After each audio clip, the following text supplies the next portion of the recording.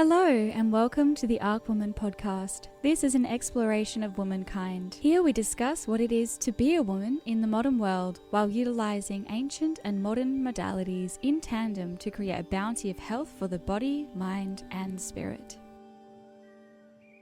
Hi everyone, welcome back to the Arc Woman podcast. This is Georgia. Hi. Yeah. Do you mind introducing yourself? Yeah, sure. Yeah. So my name's Georgia. I am a somatic therapist and I've done that for about 15 years now, alongside other things as well. But my main passion in life so far has been understanding the body and how we can best be in our bodies and express from them comfortably, freely, because it has been my biggest challenge this life. And I feel like sometimes that's the work we end up in. Yeah. Do you feel like in some ways maybe you went through that experience as a way of like maybe your higher self or your spirit trying to teach you something so you could care for others in that? Because you were a somatic therapist before you went through this huge experience, which we will get into. Yeah. I'm an astrologer as well, so I'm very passionate about astrology. So seeing the map of my kind of life on there and then also seeing how it translates into the way that I've lived and the experiences that I've had, it's very clear to me that this was part of my journey, and it is my dharma and my karma, to bring through.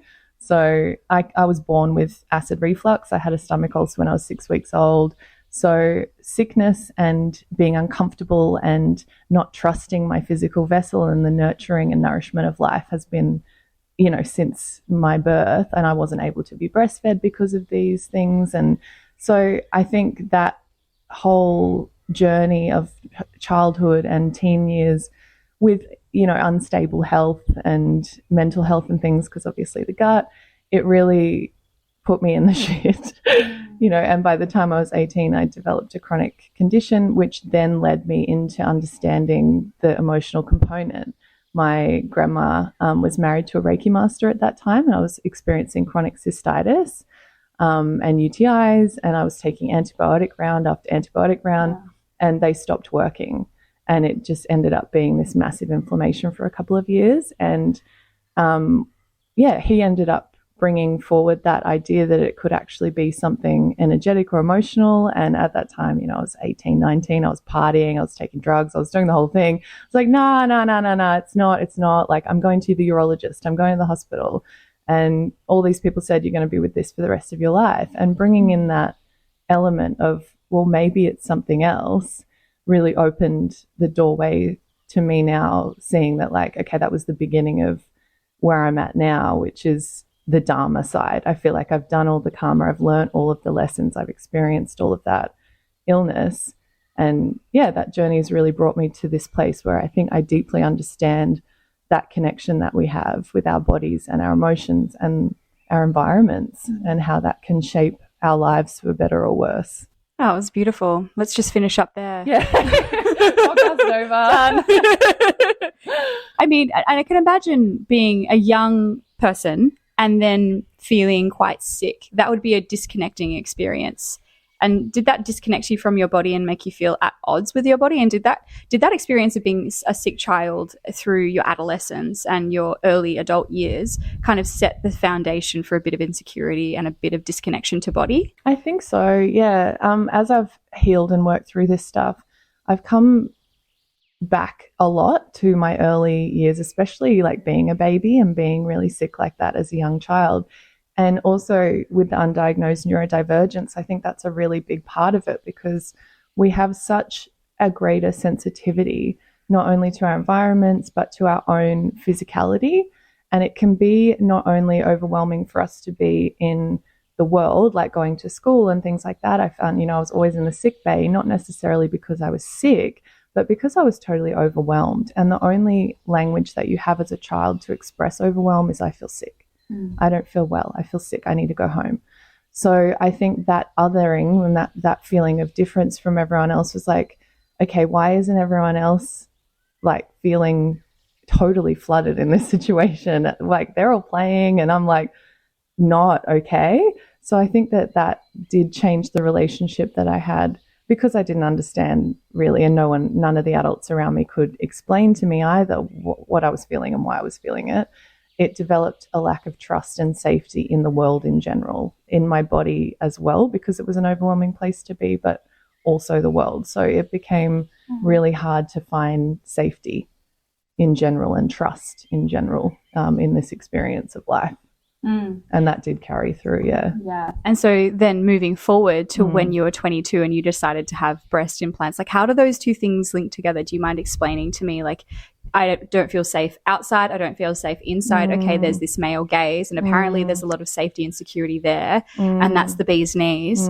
I'm just going to get some great tits. Yeah, pretty much. And like recently, you know, in healing all of this stuff, I did realize that I was seeking safety and regulation in my nervous system through men. And this was something that I experienced in my childhood. My dad and I are very close. My dad is my safe person. He always has been. He's just a really understanding, emotional, deep, sensitive man. And we really understand each other. So I was in Melbourne when I was a child and he was in Brisbane. So I didn't have that safety close by. So I think growing up then I thought, okay, safety comes from men. I need men, you know, I need a man to give me that regulation in my nervous system. I can't get it on my own. And so obviously, I thought, all right, how do I get that? All right, men need you to look a certain way, etc. And also it was a very confusing thing too, because I had a sexual assault when I was really young, and that was how I lost my virginity. And so it's a really strange place to be in as a woman in the world where you're seeking safety and protection and provision from your predator. So how does your nervous system possibly reconcile that, you know?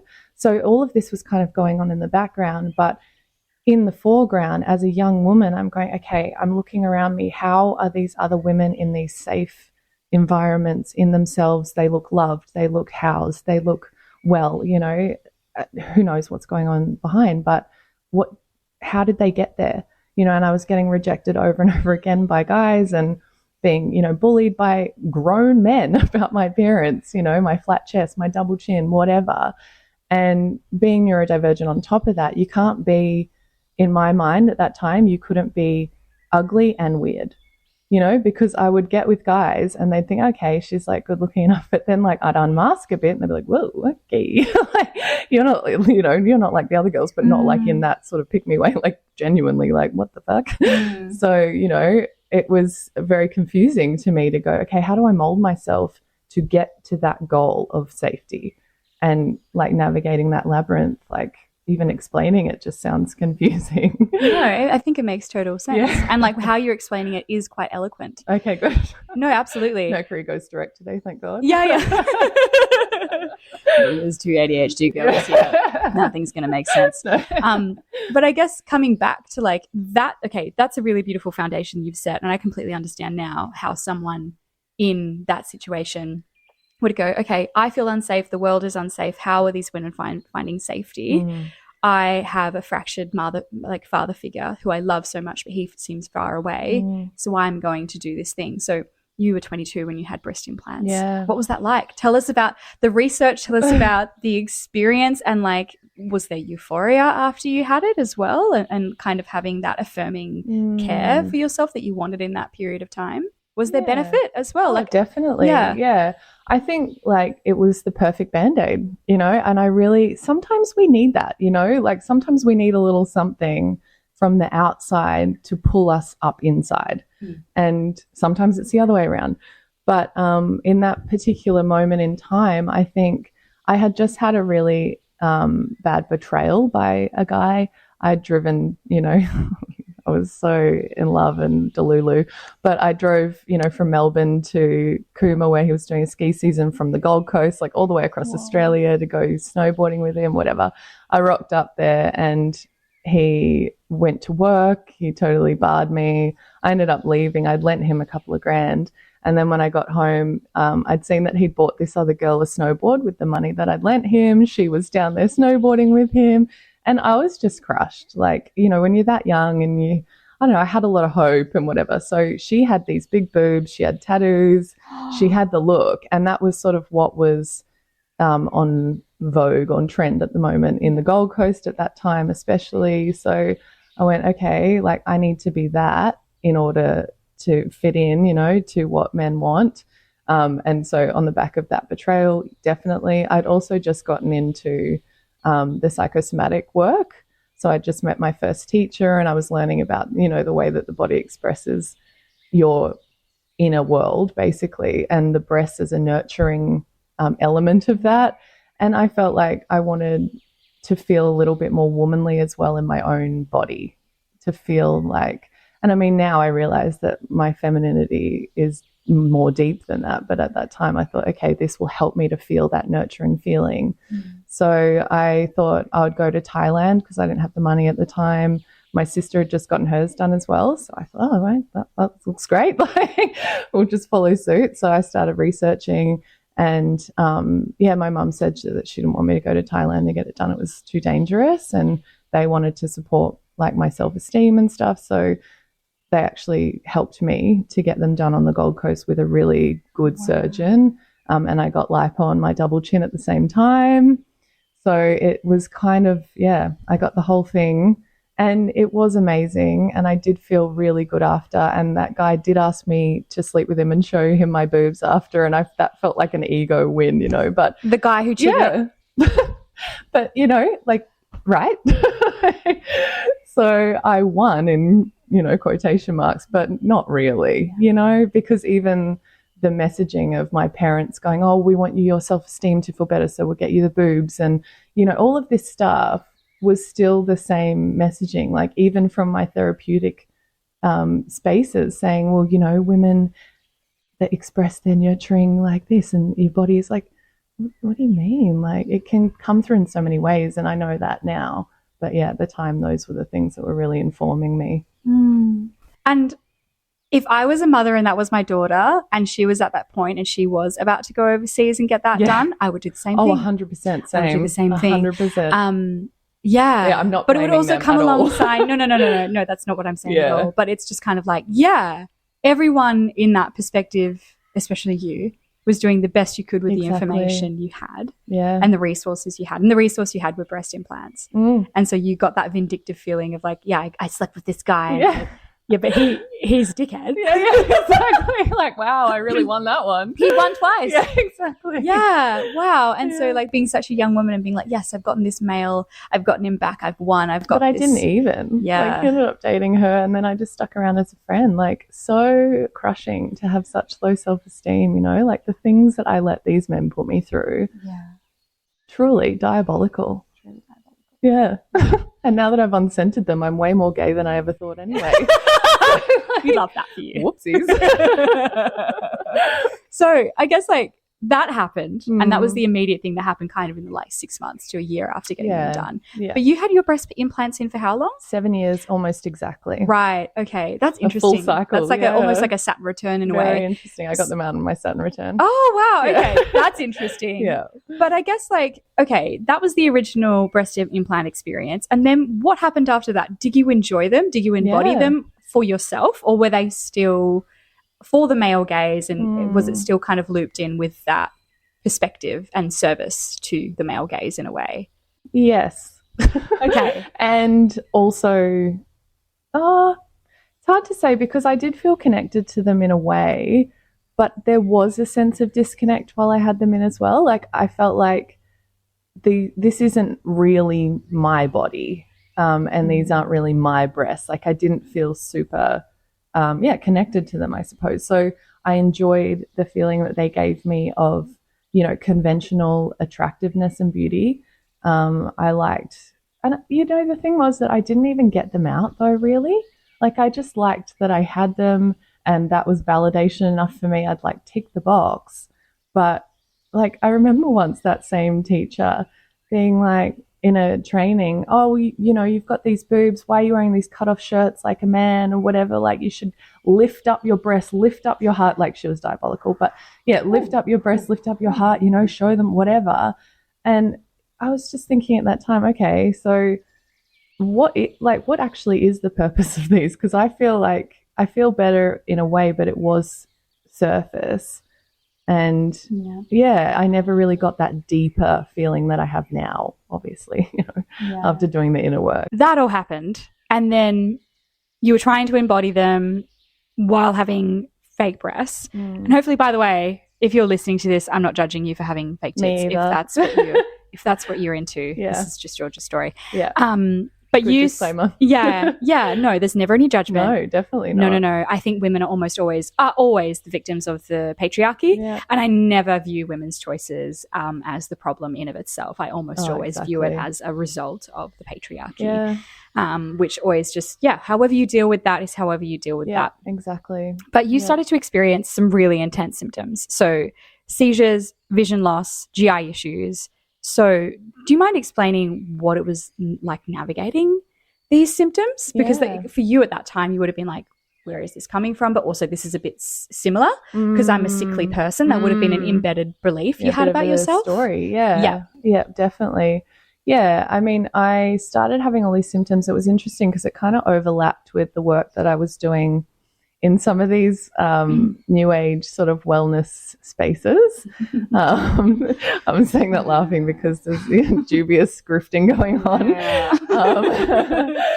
But some of the messaging was quite harmful in those spaces, and saying, if you're experiencing any sort of physical symptom, it's a result basically of something that you're purging emotionally, energetically, blah, blah, blah. Yeah. So I was doing a lot of that kind of spiritual work or whatever at that time. And so there was a little bit of like, okay, is this a real symptom, or is this like, am I ascending?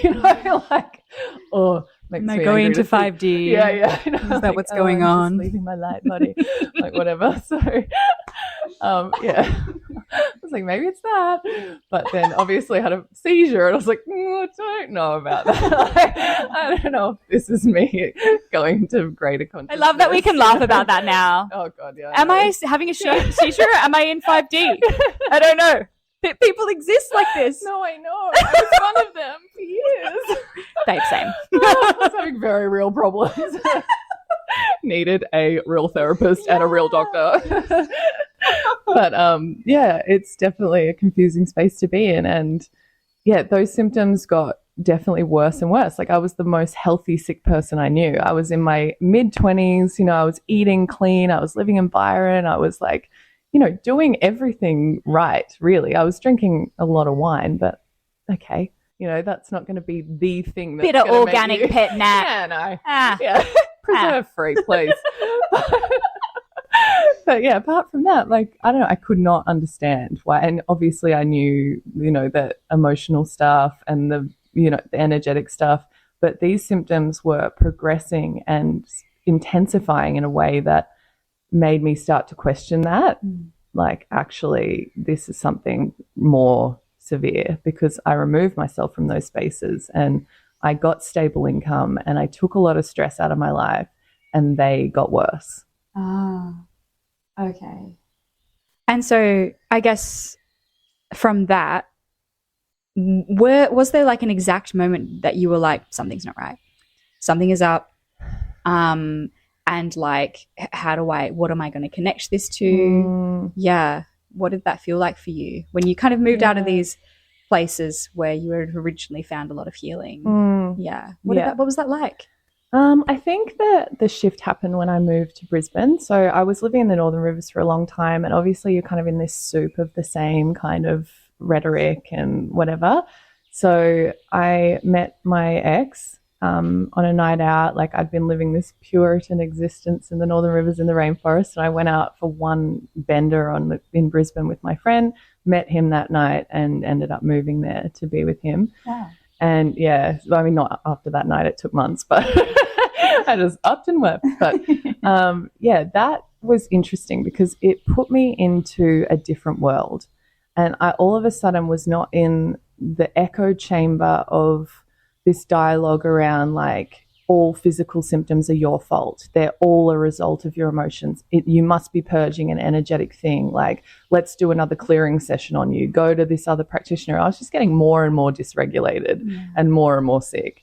So being in this environment all of a sudden of being in the city, like, I had to learn how to talk to people again, like normally. Like, like people were just having normal conversations. I was like, don't you want to talk about your processing like what's happening in your energy body? Like it was really weird to have to go back into like normal quote unquote life. Yeah. And he was just a regular dude. He was like an electrician. He was in a few bands. Like, we just had like a very normal life. So I realized there that everything that I was experiencing in that context was actually not okay. Like it's not normal to be that young and that sick. And so that was the moment I think that I decided to really, like, I'd been to all of the practitioners in Byron. I'd been to all of the spiritual. I had been to some person that told me I needed to do a meditation that was like, it was this old Chinese, like hailed as the most incredible healer, and just basically told me to stand on my tiptoes for like 30 seconds twice a day, and I had to pay him $600 for that information and to like think of the color red. So, I'd tried all of that, integrative doctors, I'd been to kinesiology, I'd tried everybody. So you had been gaslit by everybody. Yeah. And so what happened when you were like, oh my God, okay, something is not right. I'm going to go to the medical system. Yeah. What happened there? Were you gaslit there as well? Kind of. So they took my symptoms more seriously. And I remember my doctor, they kept sending me for a lot of brain scans because a lot of my symptoms were neurological. So they thought MS or something like that. So this was the first time that someone was bringing forth something aside from, like, oh, you're gluten and wheat intolerant, or, whatever happened when you, someone was actually coming forth with potential diagnoses. And that felt relieving to me almost. I was like, cool, let it be MS. Like, at least I will know, like I have an answer. So, they started to take me through some options and testing, and that was validating in a way, but also invalidating because nothing was coming back. Yeah. So, I thought, oh, I'm in this place again, that I've been before, where you end up nowhere. So I actually got pretty depressed, and I thought about ejecting off this earth, because at some point where you're like 90 years old in a 28-year-old body, you just want to live a normal life and you can't do anything. I couldn't even form a sentence. Like I'd get halfway through a sentence and like, what? Like I wouldn't even know words. Like it was really scary. How old were you when that was happening? When you were like couldn't form words and things were actually, your health 27, 28. Wow. What a lonely feeling. Yeah, it was horrifying. Yeah. Yeah. And so I guess when you saw that Facebook post when you were 28? 28, yeah. About breast implants illness. Tell me about that. Like, were you like, oh my God, yes. Oh my God, no. Both. Yeah. Definitely both. A lot of the rashes I was having were around my breasts and my lymphatic system, which was interesting. So, I went on Facebook one night and I'd seen a friend of mine post that her friend had breast implants, and there was this big long thing about how they nearly killed her, and she had listed out all these symptoms, and I just went, oh my God, they're exactly mine. And I just sobbed, like I burst into tears. And that was my body's way, I think, of recognizing and telling me, babe, this is it, like this is what's happening, you know it. And the feeling of relief was massive, but then the devastation followed, and the fear, and like, how am I going to navigate the next steps of this and all of that? But at least I had an answer, and that felt like, incredible, honestly. Yeah. Okay. And then it took you a year to take them out. Yeah. Yeah. Tell us about that. It did. Well, it was $12,000 to get them taken out, and to get them, because you sort of need a little bit of a reconstruction, or else they pucker in because you've got extra skin and whatever going on. So I found the breast implant illness groups on Facebook, where there's like 200,000 women plus who've all shared their experiences of their symptoms, their surgeries, the results, and everything like that. So all of a sudden I had this group that was helping me navigate the next steps. So I had to try and find the money. I hadn't been able to work, obviously. So I had to try and find the money. I ended up getting my super out, but that was a process that took some time. And I think also, aside from the financial aspects, there was a little bit of resistance in me to actually going through the surgery. I had to get my head around what would come up for me after, how I would feel. I was in a relationship at the time that I didn't feel particularly confident in, and I felt like potentially that would be the end of that relationship. I don't know, a lot of things were in the mix when I was considering my decision, but I knew I had to get them out. Like that was never a question, but it was you knew you had to take the plunge. Yeah. But it took, and it's almost, is it nice in a way that it took a year? Because it would have taken kind of. Yeah. Yeah. I can imagine, because the emotional, mental, spiritual, and physical. Physical, exactly. What was that like when you finally had them taken out and you'd saved up the money, you did the whole process? What was the feeling like maybe the next week after you had them out? So I have some photos that I took, and they are the most clear representation of the shift that happened. So I took a photo on my way into surgery of just my face, and then I took a photo when I woke up. And I know I was high on morphine or whatever, but like you can see that the light was back in my eyes and I could breathe. Like I woke up and I took the first full breath I'd taken in years. And it was really like the sense of space and freedom and reclamation of my own form that happened after that was really beautiful. I mean, the recovery was hell. It was painful. It was devastating. I had Franken boobs. Like it was really tough. I had these drains and stuff. And my boyfriend and I at the time were splitting up. So it was quite a devastating time, but I knew from even just that first moment that I was on a trajectory to wellness again and that I was going to get out of that phase. And it's, when we think about the representation of breast implants as well, the breasts themselves are a nurturing place and their whole purpose is for life. And they are the circle of life, and they are also a part of pleasure as well, but they have been one of them, like they've been so over-sexualized. And so I find it's interesting that you had these implants in to create closeness with the male gaze and males themselves, because that's where you found security, but it's also a barrier and it stops you from actually being connected to your body. And do you think, like from a psychosomatic perspective, like the weight on your chest being literally taken off? Yeah, definitely. Yeah, it did feel, and it was funny, I had a psychic tell me years ago or whatever that they were blocking the energy to my heart, and I was like, whatever, you're wrong. I'll only believe practitioners when I agree with them. I put my tarot cards back when they say the wrong thing. Thank you very much. No.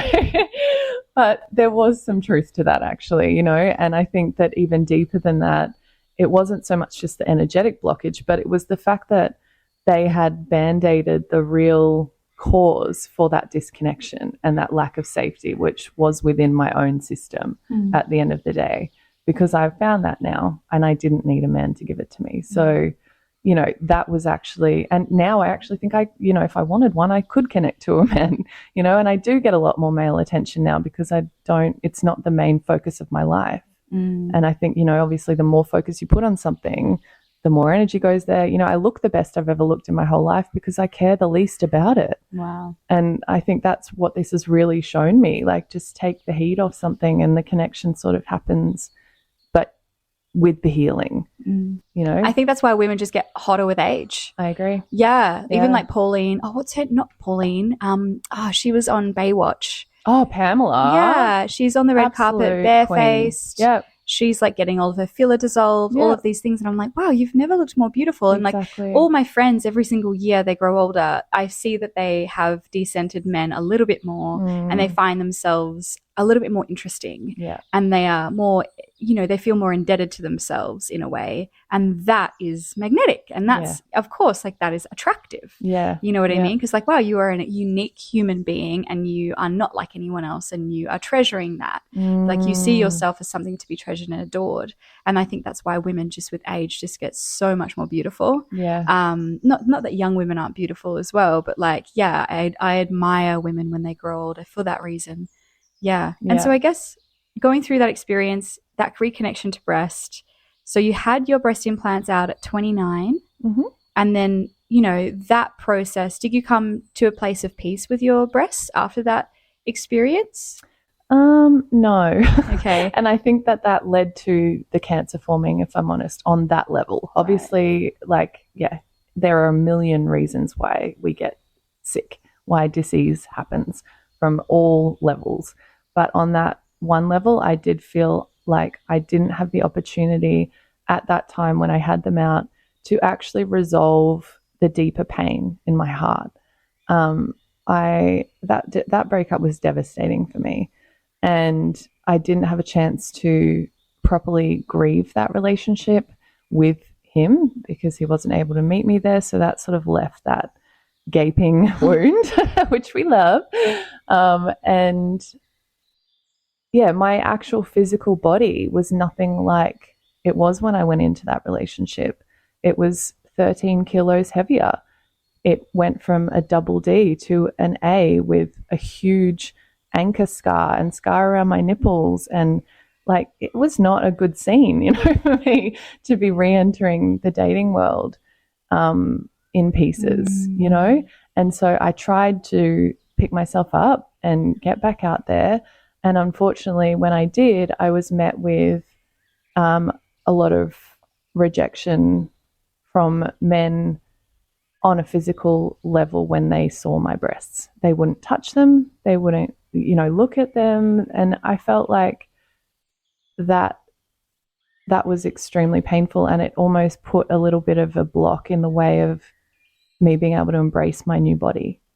And I wish that I'd stayed away from them a little bit longer, you know, like to let myself actually heal. But I think the combination of the breakup and the surgery, my self-esteem was just at an all-time low. And I didn't have the tools at that time or the support. I just moved back to the Northern Rivers, and I was building up my community again and myself again after quite a devastating time. So yeah, it really has taken until now, I think, to be really, really happy and comfortable with my breasts and my body. I'm so happy you're there. Yeah, me too. Yeah. It takes as long as it takes. It was a little later than I expected, but, you know. And so, like, backtracking, so you had them taken out. You were having an awful time on the dating scene. No surprise, guys are not very nice people. And so, like, a couple of years later, you found, like, a lump on a milk duct that had formed. You ignored that a little bit. I did. Yeah. I did like I was doing a little bit of massage on my scars, and on the right side, that one scar did seem to just not want to break down. I was like, okay, I'll just leave it. And then other things started, like other stresses started to happen. The floods came through the Northern Rivers, and I had to, you know, leave my house, my cat, my income. Like, it was a very stressful time. And then in the years that followed, I had a lot of big things that impacted. Like, I had a sexual assault that I reported to the police. I had a pregnancy. I had an abusive relationship. I had, you know, all of this housing instability after the flood. And all of those things were a result of like PTSD flare up, right? And I was just like floundering and getting an ADHD diagnosis. So trying to understand and navigate all of that. So this lump in my breast, as much as it was there, I was navigating so many other things that I thought, I can't deal with that right now. If it is something, I just can't. Like, I don't have the capacity. And so I gaslit myself a bit around it. It's like, nah, it's fine. It's fine. You know, it's fine. Like, basically, until I moved to Tasmania, which was a real, it was a powerful decision to end the cycles and patterns that I was stuck in the Northern Rivers. I think sometimes when you change so deeply as a person and you're around the same environment, the same people, the same triggers, it's not that they're bad for you, but it's that it does pull you back, or it was pulling me back into patterns and versions of behaviors and habits that I was trying to move forward from. So moving down here and, you know, leaving all of that behind, I was finally able to be with my body and with myself truly, you know, for the first time in years. And having that space to drop in, my body was like, yo, this, you know, like, you're here. Thank God you're back. Like, got some stuff to share. So I did start to get a little bit of pain in my underarm, and I was doing a lot of yoga, which I hadn't done for a while. And I was like, oh God, this scar tissue is a real pain in the ass, you know?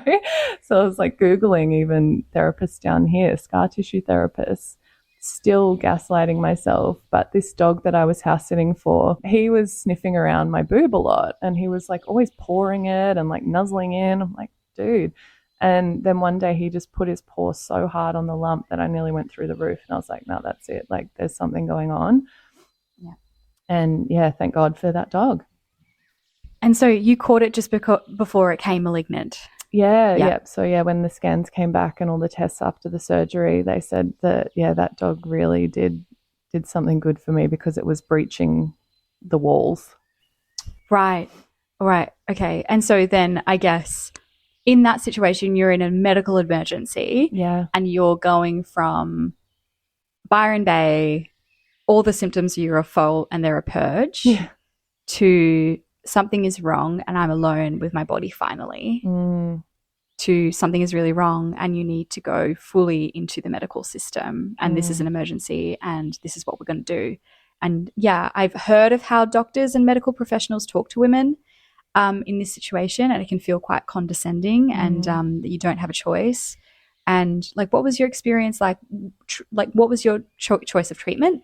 What was the perspectives around the treatment you chose as well? Because at that point in time, you had equal exposure to both sides of the medical system. Yeah. Neither of them helped you. So like, what was all that like for you? It was interesting in the sense that I'll just like throw back to something else, because it sort of threads into this whole thing. When I reported that sexual assault, I reported it to a female detective, and I had reported one previously when I was much younger to a male detective, and I had gotten a very different response.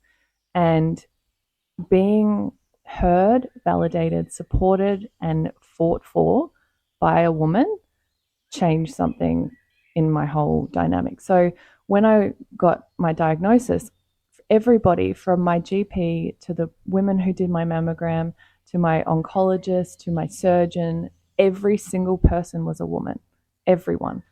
And I got the most incredible care. Like, I just can't sing their praises high enough. I trusted them so much because I could feel their heart. I could feel their care for their job, their love for their job. And I had demonized a lot of, organizations, government, whatever in the past, but they were showing up for me. Like, they come through, and so I was really lucky, I think, in that sense. I really was. And that experience was in Tasmania? Yeah. Wow. Yeah. And I think I'd only been in Tasmania for 2 months when I got There are diagnosed. lots of fucking cool women down here. Wow. And I guess, women don't study oncology for fun and for money.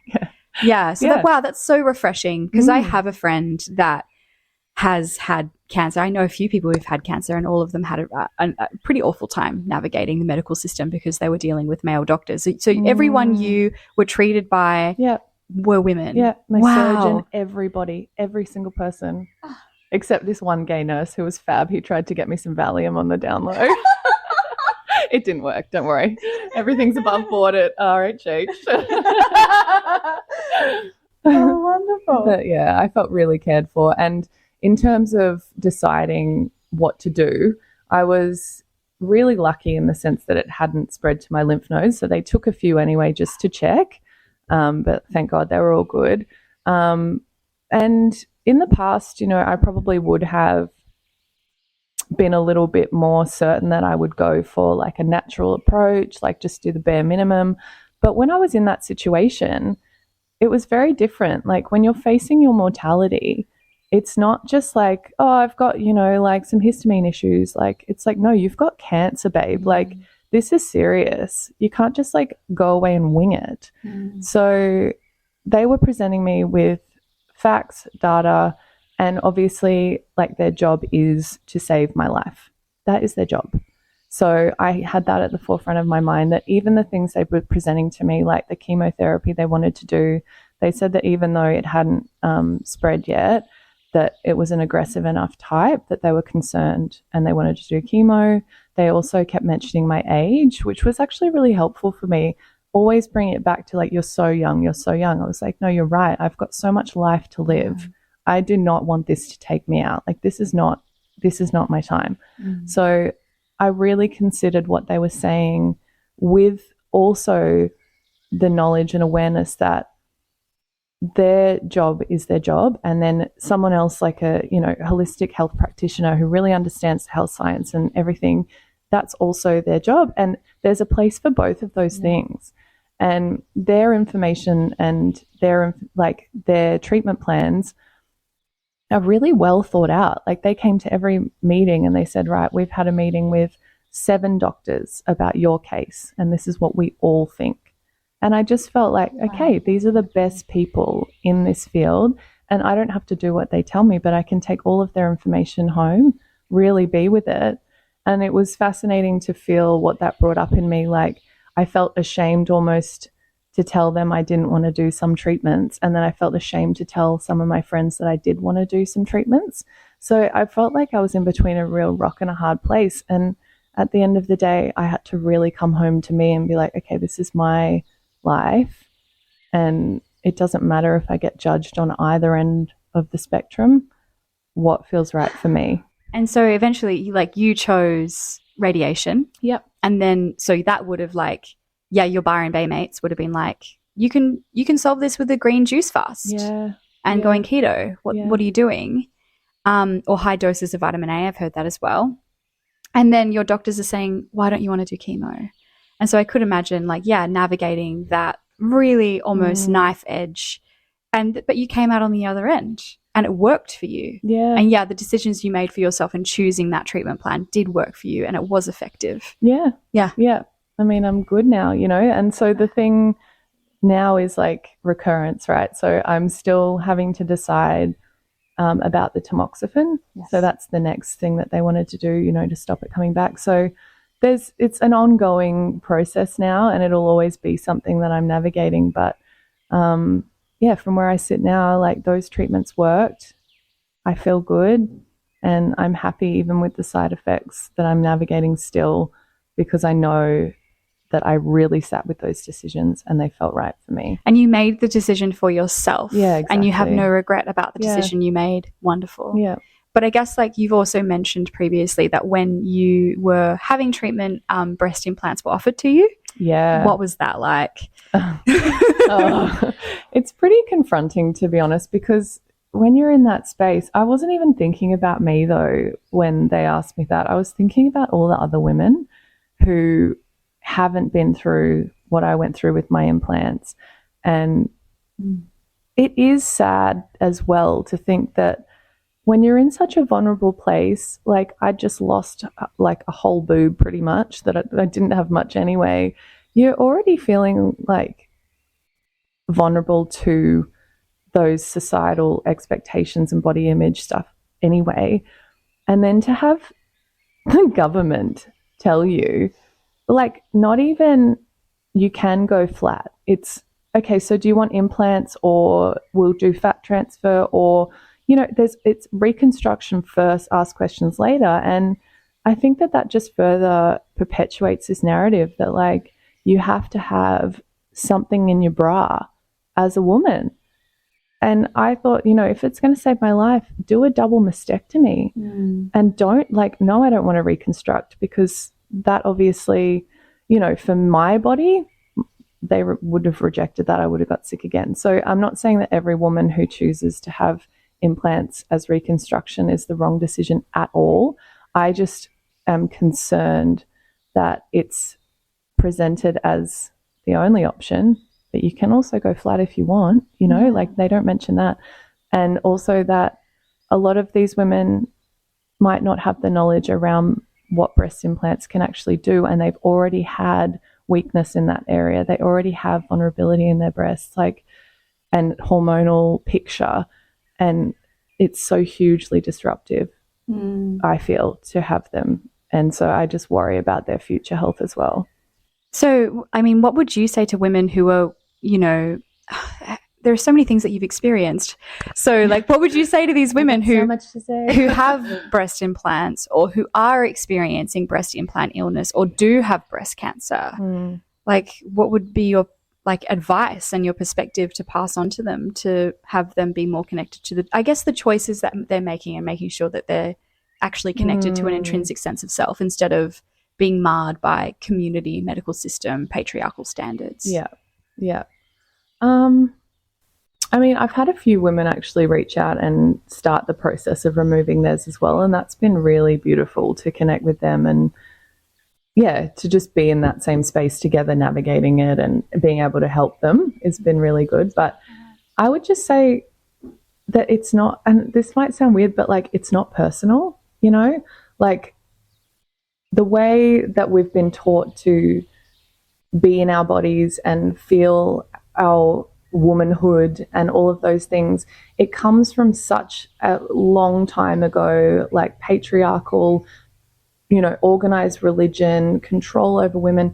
If you can take yourself out of that and really see yourself as an individual person with your own life and your own life force and your own gifts to bring, like anything that would come in and interrupt you living your fullest, most beautiful life as a woman to meet the standards of like some ancient fucking twisted, you know. And also innocuous. Yeah.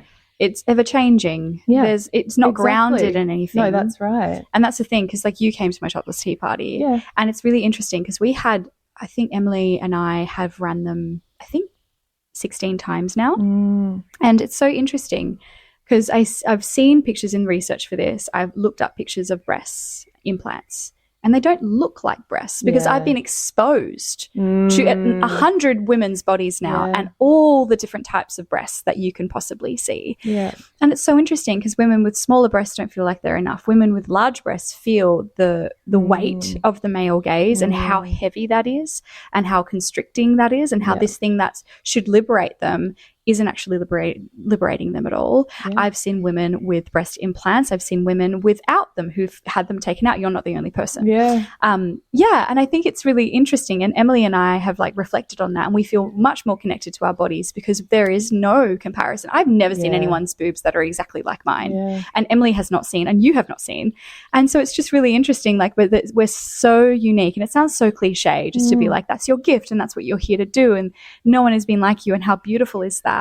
But I just, women have been convinced over and over and over again, you're not enough, even if you have more than enough breast, even if you don't have enough. Exactly. And also when you have the perfect boobs and then maybe you go through motherhood and like I had a woman joking, you know, I turn my head, my boobs go after. Yeah. And she was like, I used to have the most amazing tits and now I feel disconnected from them, but like this is their purpose. And I just feel women's connection to their breasts is such an interesting concept, but it's also so fraught. Yeah.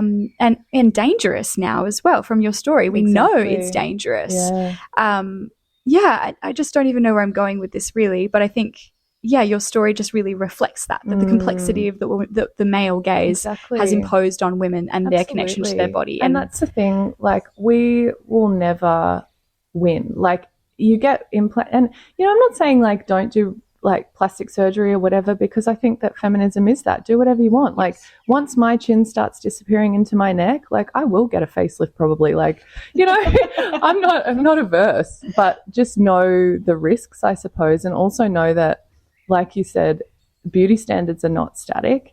They move, they change. They've changed so much even in our lifetime, you know, like BBLs, boobs in, boobs out, skinny, fat, whatever. And looking back through history, like it actually, and that's kind of what I was getting to. It was like a bit of a messy point before, but that's what I was getting to with like the history of the patriarchy coming through our physical form. Is like we will never, that's the point. They never ever want us to feel beautiful. Yes. So that's the whole point.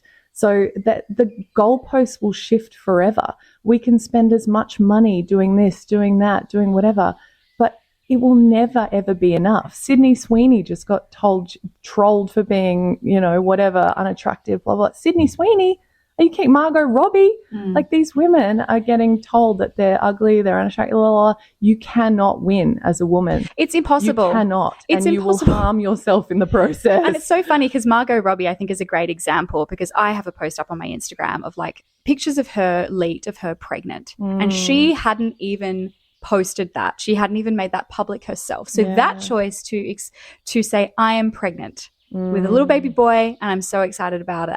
That was taken away from her. Yeah. And then the comments on the photos of her body is trashed. Yeah. She's ruined, all of these things. Hang on a second. Madonna whore. Hang on a second. So I need to be the perfect Madonna, and my place is in the kitchen, and my place is to have babies, but I always have to look like a 25-year-old. Yeah. What the fuck? Yeah. What the Exactly. fuck? But then actually this week it's Ozempic, and you need to be super skinny. Right. Yeah. In another few months to a year, it's going to be about body image and how all women are beautiful, and how more curvier women are more desirable. It's ever changing. It's impossible. Literally. It's impossible to be a woman. I'm super uncomfortable in my body at the moment because I'm very skinny. And someone, because I've had cancer, someone's like, oh, you're killing it. You look so good. You're so skinny. I'm like, bro, I could blow down the street. I feel weak. I want to be a strong woman. And it doesn't matter what you look like. You'll always have your body commented on as a woman. Yes. So I think the biggest advice I could say is free yourself, from the patriarchy. Center your own self in your life, and realize deeply that you will never be free from the water that we swim in. It will always be present. I'm even thinking about the fact that I'm being filmed on the side. I'm like, oh God, fuck, we're never going to be free of this shit. No.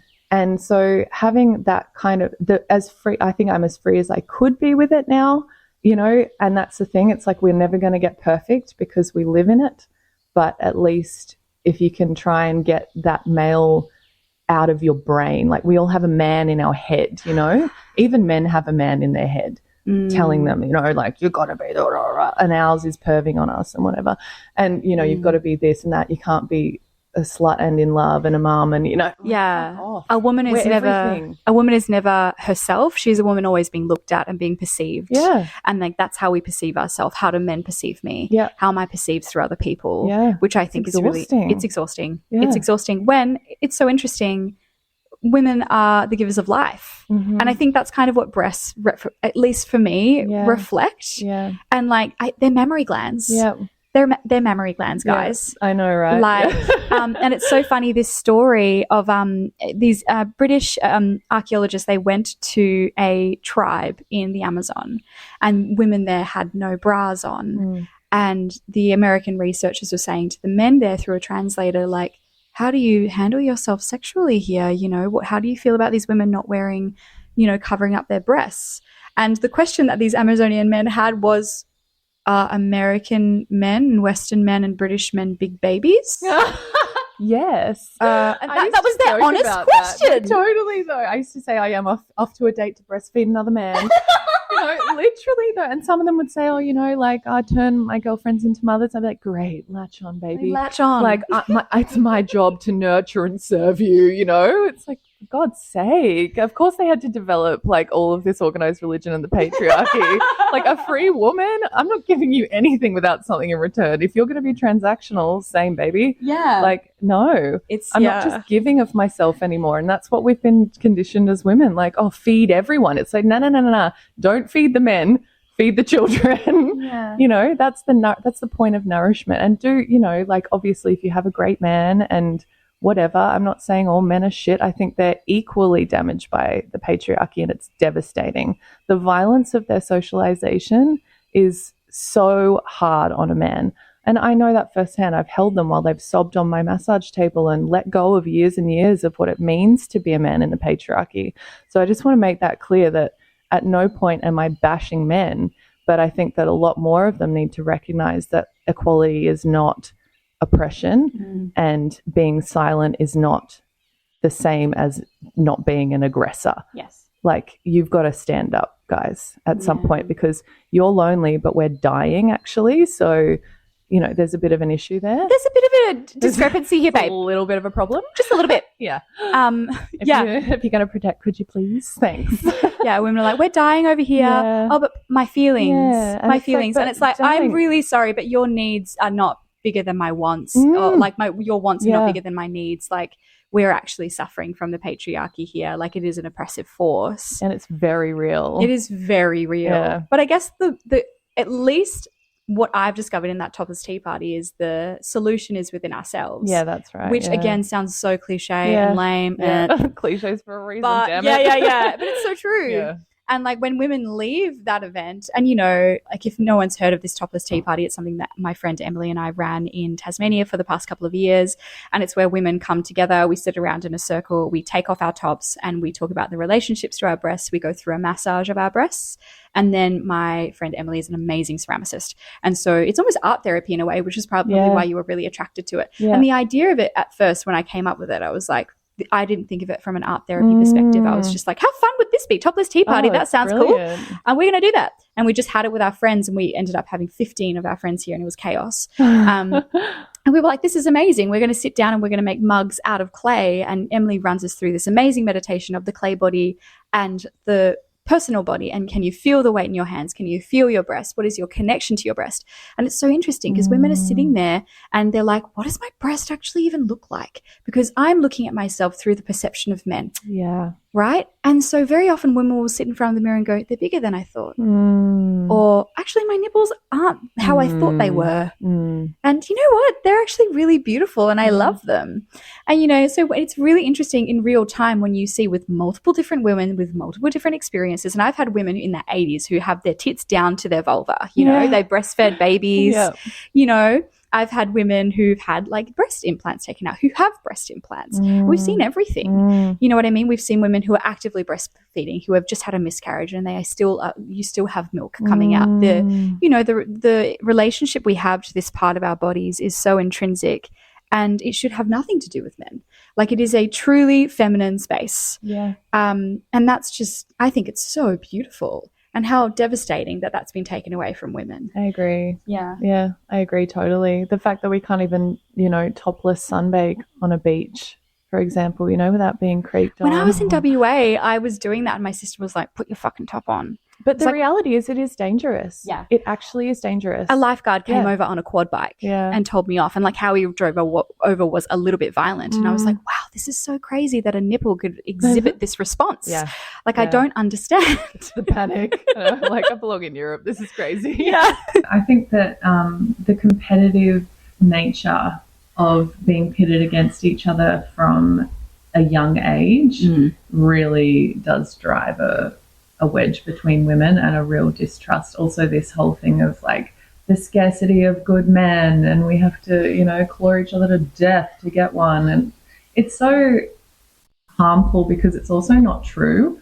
Like there's actually, anyway, I won't go down that road, but the mother and sister wound for me showed up because I was able to finally connect with my own internalized misogyny through this experience. And healing that has shown me how much all of us are just the same. You know, we really are. And coming out of this pick-me energy and needing safety from men, and through my breast cancer journey, it was actually the women in my life who showed up for me so powerfully. I would not have gotten through this without the women in my life.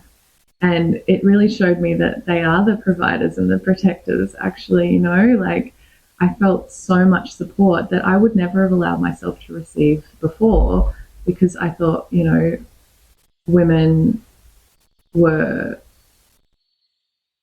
a bunch of things that I won't list out because, you know, it was my own process. But, from having a lot of betrayal from women in the past, having very stoic women in my family, very non-emotional women around me, being an emotional sensitive person and feeling like that wasn't being like met with safety from women around me.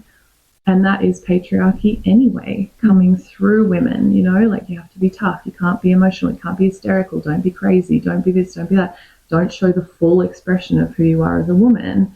And doing that and being met with rejection and viciousness from women and things like that, and then seeing them as well as competition to getting safe, like that creates such distortion in our relationships, and it actually keeps us from being powerful and keeps us from being safe with each other. And I think that's obviously the point, right? Is to get us to not gossip, which I'm saying in quotes because gossip was created as a way to discourage women from sharing knowledge and wisdom with one another. So all of these terminology, all this stuff, like I didn't realize how much I had internalized that stuff and had this misogyny within me until I healed it. And I'm like, oh, no wonder I never realized that, like, I'm much more into women than I am into men, because I hated myself as a woman. How could I ever love another woman? So it was really fascinating to unpack that stuff on a lot of different levels. And interestingly enough, my biological sister, who I thought we had like an okay relationship with, when I shifted out of that, I don't know if it was connected, but she stopped talking to me when I got my cancer diagnosis, and she hasn't reached out since. Yeah, which has been really heartbreaking, but also very illuminating to where a lot of my wounding has come from, the limitations of the women in my family, and not to say that like they're bad or wrong or anything like that, but just so different. And it takes a lot of work to get to the core of this experience and how damaging it is to be a woman in the world in this current society without unpacking this stuff and allowing yourself to be receptive to the support of other women, because men they're not gonna get us out of this. No. Well, the very few men will. That's right, yeah, I feel so grateful for my partner because I'm just like, wow, like why are you the way you are? You're so incredible. And my father as well. And you have a great father by the sounds of it. And I think as women who have good male figures, I think it's very disorienting to step into this world and go, why do I hate women? I don't understand that. And I think that is just a part of unfortunately, it is just a route through the maidenhood. And I think that's a part of the maidenhood is seeing separation and seeing, almost the obstacle of friendship with women and not seeing them as a threat and as other. Just going, oh, actually, you're down here with me too. Oh, should we just find a way out? Yeah, totally. And I think that's the maturity of women. I think that's really, really beautiful. And also I will say I have such great hope. These Gen Z women I'm meeting, they are they're allied to each other in a way that they really are. They really are. And I think it's beautiful. And they hold each other to account, which is what I love about my girlfriends too. Like, I think a true girl's girl is someone who can say, hey, like, you're doing this or this is happening, and I know that's not in your heart. Like, I know that's not who you are. Like, how can we work together to get you out of this or whatever? Like, I don't think it is about being this perfect sanitized version of womanhood that we're sold as well. And recognizing that, if you're in your full spectrum of womanhood, that's not going to be what these polarity teachers are saying. Like, you're not a surrendered, feminine, like, havoc. Like, it's a mess out here, babe. Like, you've got to be real. Like, honestly, getting angry, accessing my rage healed a lot of this shit for me because I was misdirecting it at women everywhere. It was at men. And I didn't feel safe enough to rage the way I needed to rage at men. And it was because I was waiting for them to help me regulate, right? And when I did that myself, I was like, whoa, actually, there is all of this that I've been thinking is like someone else's fault, but actually, like, that's not okay. And I deserve better. And so do the women around me. And we've had enough. And actually standing up, like, far out, like, that made me value myself as a woman and in turn everyone else around me. It's so nice to be angry. It is. And I think it is an intrinsic part of our emotion. And there is data coming out now, and it's showing that predominantly Black women, and they are sold, we can talk about feminism and the patriarchy, but Black women will and have always had it worse than we will ever be able to understand. And we have this picture in the mind of the angry Black woman, and we see high amounts of women who are of African descent, no matter where they are in the world, have an increased prevalence of autoimmunity. And now we are linking it to the emotion of anger and how Black women, and just women generally, I think Black women are a really good example because they are the ones who suffer the most from this prototype, is that they are not allowed to feel angry and they don't want to play into this angry Black stereotype, angry Black woman stereotype. And so I'm not going to feel angry. And so they start developing things like autoimmune disorders. Yeah. part of it. I think, and a part of cancer is autoimmunity. Absolutely. Yeah. And we can definitely play that into like the mother wound and the sister wound. And like, I don't feel safe with men. I don't feel safe with you. I am alone. And really, when we think about cancer, and I think Dr. Zach Bush, he talks about this really beautifully. He's a triple board certified MD. He's amazing. Have you heard about him? Yeah. He's amazing. He talks about cancer. And when we look at cancer and a cancer cell specifically, when we look at it, it doesn't have the receptor sites on it in its exterior to register that it is a part of a community of trillions of cells. It registers that it is alone. And so what does it do? It says, well, fuck, I'm alone. I'm going to proliferate so I can feel something, outside of myself. And it creates this cancerous growth that is not in symbiosis with the rest of the body. And so we're seeing women do the same thing to themselves. Well, men aren't safe and women aren't safe and I am alone. And so, of course, women are getting so sick. And, of course, we have this huge wound around women when when they absolutely are the solution to the problem and, like, leaning into each other. And, like, how beautiful would that be? Right? Yeah. And I was forced to do that because I was very alone. I've been very emotionally isolated as, a way to protect myself my whole life. And this experience, like, I've been desperate to learn how to receive and be in community, and I just had like so much pain and so much fear around actually being vulnerable and actually receiving that, because I think I reached out for it a lot in my childhood from the women around me, and they weren't able to support me in that vulnerability. And so I assumed that would be the experience everywhere. And of course, it does replicate as you do have those experiences of the original wound as you get older until you heal it, right? So I was like, oh, this is my only daughter, so, no one shows up for me and I have to do it all alone and all of that. And so being sick like that, I had no choice. Like the cancer, I had to be vulnerable, I had to receive, and I had to let people in for the first time in my whole life. And it was so hard. And I had so much shame come up and all of these different emotions. But on the other side, it wasn't as big of a wall as I thought it was in my head. I imagine this is some impenetrable, lifelong, isolation that I would have to experience. And it's absolutely not true. But unfortunately, my body was like, God, you're a stubborn bitch, cancer. I'm going to give you the full package, baby, because you're not getting it. You're still going to these men for support and they're abusing you. I'm like, damn it. I need the women. Yeah. But, now I'm looking for a wife and stuff. I went into cancer as like, a diabolical pick-me and came out as a queer feminist. So, it did its job. Wow. But, really, like, I think I had to be forced to experience women showing up for me in such an incredibly powerful way. I was getting boxes of things sent to the house, flowers, like phone calls, everything. My friends flying down here, it was the most incredible thing. And I never expected that.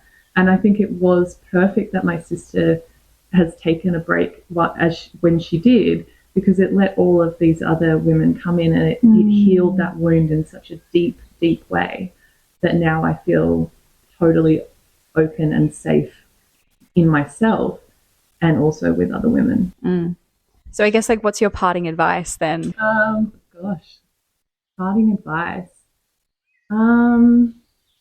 I guess women who are going to be listening to this. A wide net to cast. Yeah, let's shorten it a little bit, because this could be for all women, but I feel like that's a really wide net, as you said before. I feel like women who are going to be mostly wanting to listen to this have breast cancer, have women who have breast cancer in their life, maybe are scared of it, or implants, or thinking about getting it taken out. Yeah. So let's shorten the net to that experience. Like, what would be your parting advice and parting knowledge to the women who are in any one of those spheres?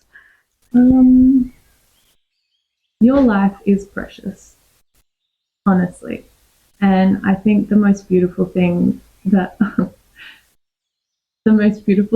learned is that people really love you and they really want you here, even if you don't feel it all the time, and even if you don't feel perfect or beautiful.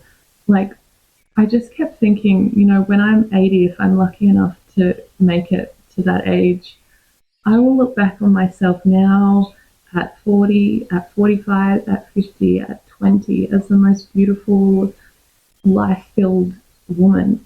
And I think if I'm ever having moments, which will keep happening, you know, of feeling not enough or scared of the cancer coming back or, you know, whatever comes up, just to be so kind and so loving and so gentle and so nurturing, and to really just steel against all of the things that push us to be hard and productive and self-abandoning. And really, really, I think we all just need to try our very best to be there for each other and to soften, because we really need it. Thank you so much.